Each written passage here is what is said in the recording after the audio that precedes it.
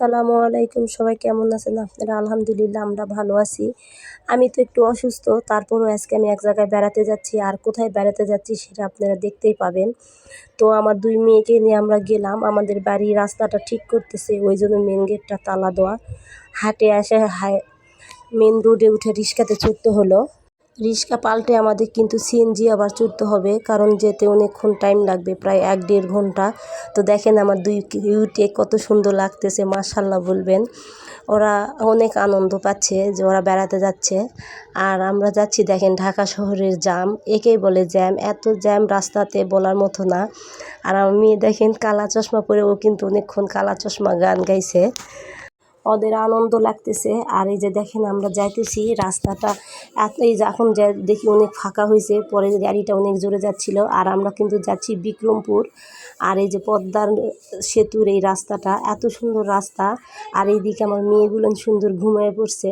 আমি ভাবলাম একটু দেখেন আপনারা, এত সুন্দর ঘুমিয়েছে। আর দেখেন রাস্তার চারিপাশটা কত সুন্দর লাগতেছে, কাশফুল আর চারিপাশের এত সুন্দর। আর এই যে আমার নাতি, আমার সোনা পাখিটা আমাদের আগায় নিতে আসছে। আর 2 খালামণি তো ভ্যাক নাক পায় আনন্দে সে। আর গ্রামে গেলে একটা জিনিস এত ভালো লাগে যে কেউ যখন সবাই আগায় নিতে আসে, এত আনন্দ লাগে আমাদের, সবাই আগায় নিতে আসছে। তো আমরা খুব আনন্দ পাইছি। আর এই যে গ্রাম, আমার মেয়ের কিন্তু গ্রামে বিয়ে হয়েছে, বিক্রমপুর। তো গ্রামে আমার মেয়ে থাকে বর্তমানে। শ্বশুর শাশুড়ি অনেক বয়স্ক, আর শাশুড়ি দেখারও তো কেউ নেই, আমার মেয়ে থাকে ওখানে গ্রামে।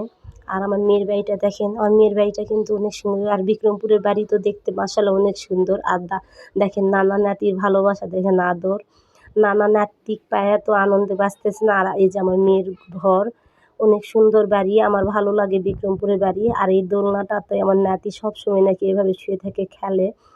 আর দোলনা পায়ে আমার 2 মেয়ে তো মনে করেন মারামারি শুরু করছিল। মানে এ একবার বসে তো ও একবার, ও একবার বসে তো এ একবার। আর আমার নাতি তো ওদের বসতে দিবে না, এসে বারে বারে তুলে দিচ্ছে। আর এদিকে আমার মেয়ে আমাদের জন্য গরুর মাংস রান্না করতেছে। আর গ্রামে গেলে খড়ির চুলাতে রান্না অনেক মজা লাগে। আর আমার মেয়ের তরকারিটা অনেক মজাও হয়েছিল। আর আমার মেয়ে এত সুন্দর চিতই পিঠা ভাজতে পারে, আমি ভাবতেই পারিনি। আমি কিন্তু এত সুন্দর চিতই পিঠা বানাতে পারি না, আমি বানাইও না। আর আমার মেয়ে দেখেন এত সুন্দর করে চিতই পিঠা ভাজতেছিল, আমি দেখে তো অবাক যে আমার মেয়ে কার মতো শিখছে। আমার মেয়ে বলতেছে আমি আমার বড় আম্মুর মতো পারি পিঠা বানাতে, তুমি তো পারো না।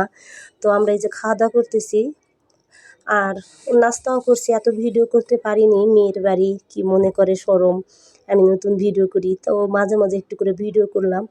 আর এই যে দেখেন আমি চিতই পিঠা খাচ্ছি, চিতই পিঠাগুলো এত সুন্দর, আর অনেক সুন্দর পিঠাগুলো ফুলছিল।